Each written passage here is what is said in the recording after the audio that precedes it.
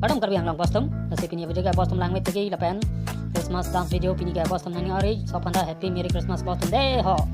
Nasi video lang ikono nang Christmas dance video postum aju meti arla si video start ikono nang postum nani oi pin nang hot postum deh ho.